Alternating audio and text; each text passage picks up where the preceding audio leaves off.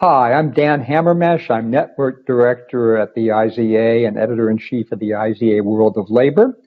I'm really pleased to introduce this set of interviews I had over the past week with leading labor scholars in several different countries. All of them have thought about the coronavirus crisis, effect on labor markets, effects on the economy, and I just want to chat with them and get a perspective. The interesting thing is the countries covered have had vastly different experiences in terms of how they've managed the crisis, the extent to which cases have occurred, deaths have occurred. I thought it'd be really interesting to have this kind of comparative set of interviews going on.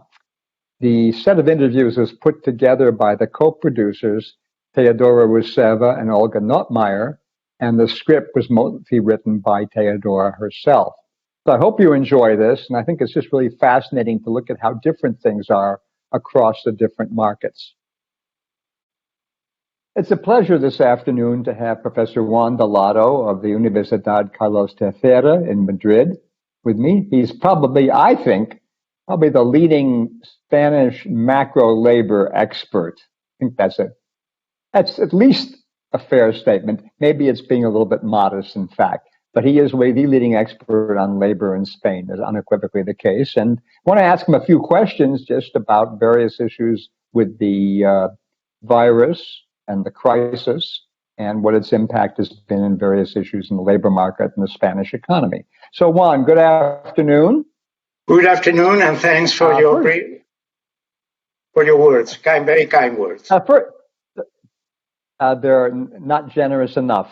Anyway, the first question is, like all countries, Spain has adopted policies to cope with the crisis, economic policies. And I wonder what you think have been the most effective, what others have been a little bit less effective. Well, I think following the German experience during the Great Recession, and even in principle the transitory nature of the shock, at least until a vaccine is found, it was the novelty here in Spain is the widespread introduction of short-time work arrangements. Okay, this is a sort of temporary layoffs where workers are paid by unemployment benefits up to 70% of the previous wage, which could be complemented if they work a few hours for the firm. So, as opposed to what happened in the Great Recession, where these policies were not applicable in Spain because the crisis affected mostly construction, and this was a permanent shock.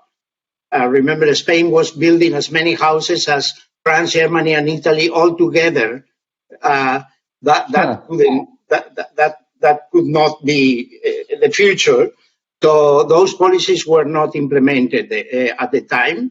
And there was a big reallocation shock, especially from the real estate sector to hospitality, tourism, and so on sector. So now we find ourselves that the leading sector in the economy before the crisis is the most hit, especially catering, restaurants, events, etc., right. Tourism. Okay, so this is the big challenge now for the Spanish economy. So we have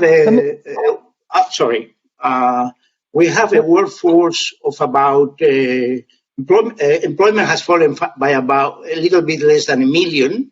Unemployment has increased by about 800,000, but we expect these figures to get much worse by the end of the year because of the dual labor market structure of the Spanish economy, where you have these very flexible contracts, temporary contracts, which basically entail pre-dismissals, whereas what we call permanent contracts entail expensive severance pay.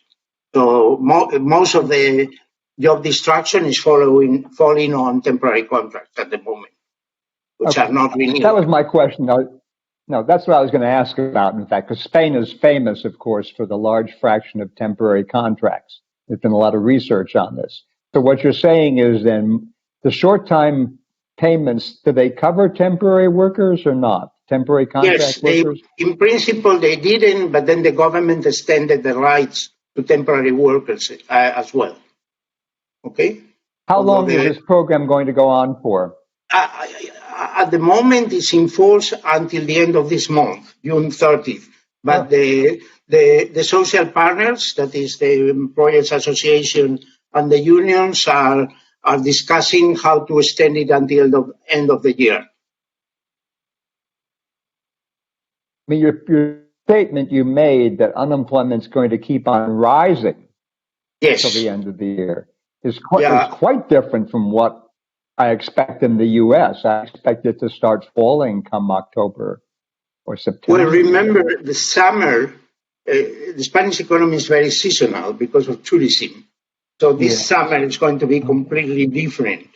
So our computations say that about between 30 and 40% of those people under the short-time or temporary short-time work schedules or under temporary layoffs, they will not get back to the jobs. So they will be dismissed. I see. So this will Let me ask you another increase unemployment at the end of the year around 25%, which was what it reached in the Great Recession. Let's see. Well, in some sense, 25% now in the Great Recession. In the U.S., we're going to reach 20%, which is 10 percentage points higher than the Great Recession. So in a sense, it's unprecedented. At least yours more depressing in some sense, but more common in another sense. Oh dear. Another question. Let me ask you this. It sounds already like you've answered this, but presumably this whole thing is going to increase economic inequality in the country. Is that correct, or am I missing something?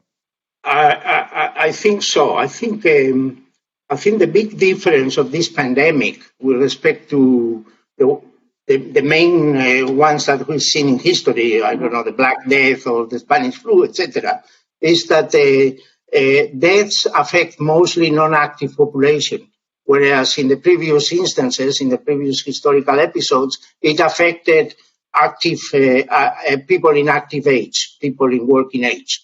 So in the previous diseases, I think there was a reduction in labor supply, which increased wages and decreased inequality. But in the current pandemic, that's not going to be the case.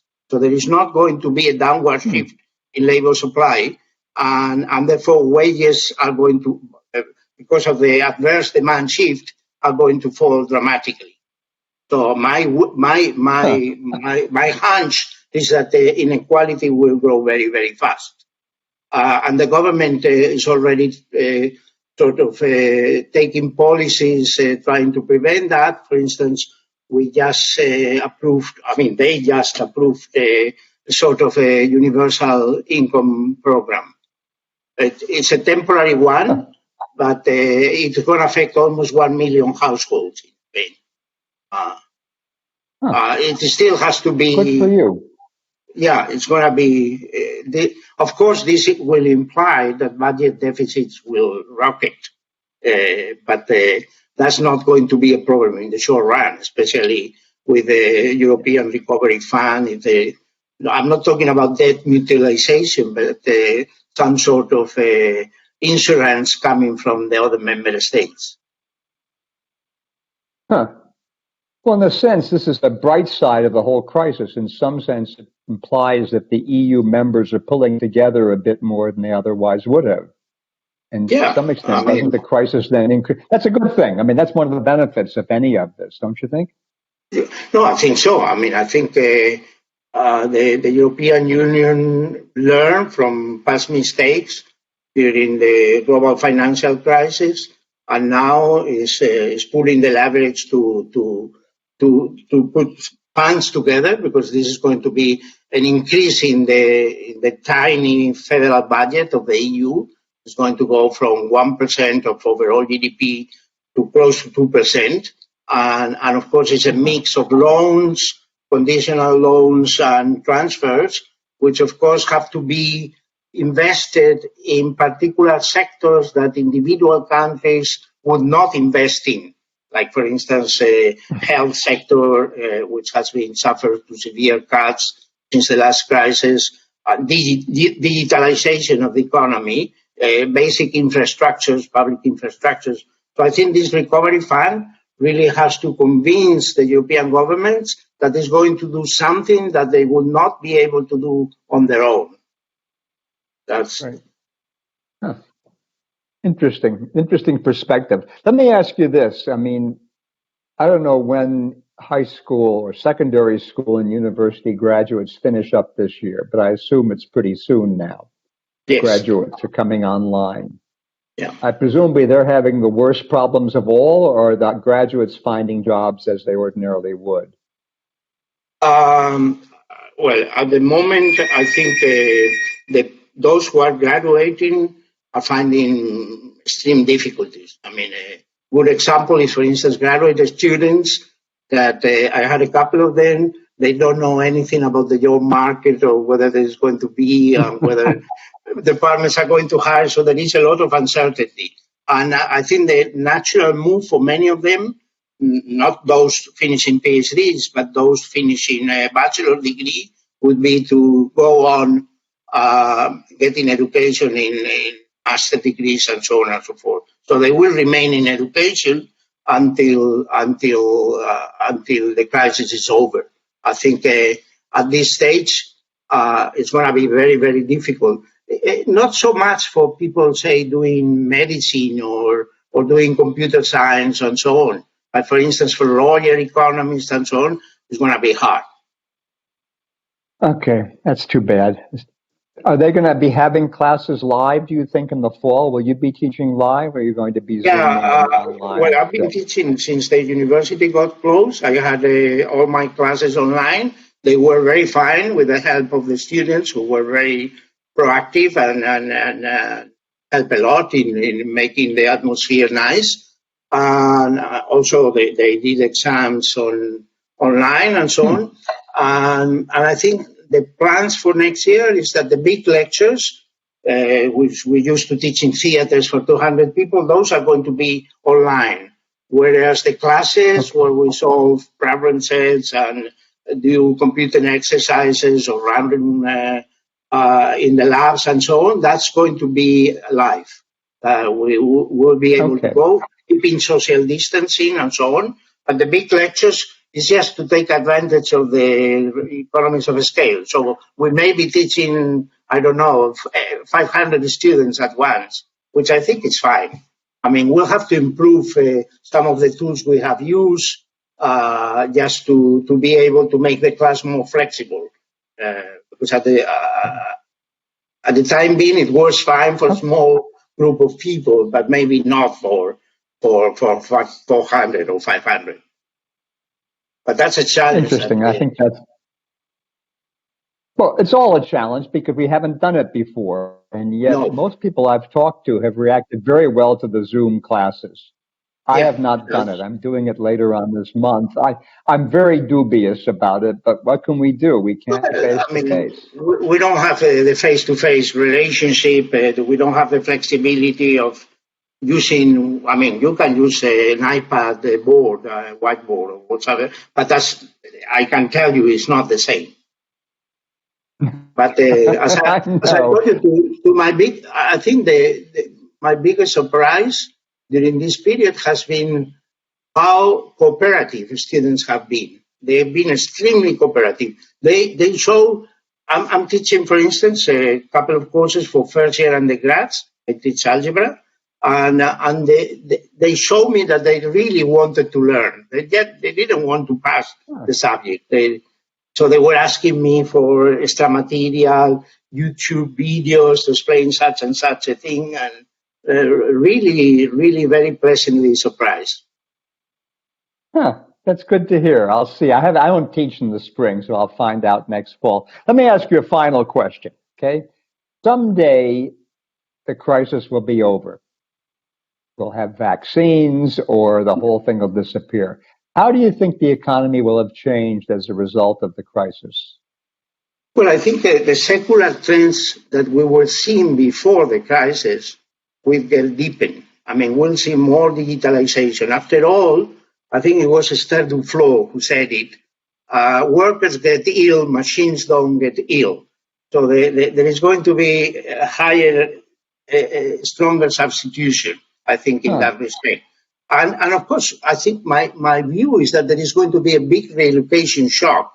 So from those industries which imply a lot of social contact, I think restaurants, accommodation, hospitality, travel, I don't know, whatever, is not going to be the same, and we'll have to shift people working there to especially personal services, health, and digital services and sectors where digitalization is going to be strong. So I think the job polarization view that some been around for a while is going to be much stronger. Interesting point about the capital substitution. I mean, I hadn't thought of that before, but that in some sense, for those who keep their job, that's good implication, since with more capital, the wages on the jobs will be higher. On the other hand, we have to retrain people who are going to be put out of work. Yeah. And what you're saying is we need to think about retraining more than we have in the past. Sure. And remember, we are going to have to outsource many, especially if we increasingly work at home. Think of families with small kids, etc. They will have to look for someone to look after them, because there is some, conciliation between work and family is really hard, especially for women are finding it increasingly hard. It's good because many women will be able to work at home, but on the other hand, they will have to solve all these family issues that become much more prevalent when you are at home, especially schools are closed. So not only kids, I think elderly relatives, parents, and so on. There will be a very large demand for services in the sector of. I think that's another sectoral trend that was there: aging and circular stagnation and so on. That is going to be more pronounced in the future. Yeah. So I think these are the sectors, apart from the standard ones, where digitalization is not going to hit, because there is not much substitution between the human input and, I don't know, artificial intelligence or an algorithm. You cannot replace someone looking after an elderly person by a robot. That's going to be very difficult, or looking after your kids. I think it's right. No, so the robots can't take care of this grandma. This is going to be a big hub of new jobs there. Mm-hmm. Mm-hmm. Very good. Look, Juan, thank you very much. A pleasure seeing you again. I know we met once before, and I'll keep you informed about when this will be posted, okay? Okay, it's been a great pleasure talking to you.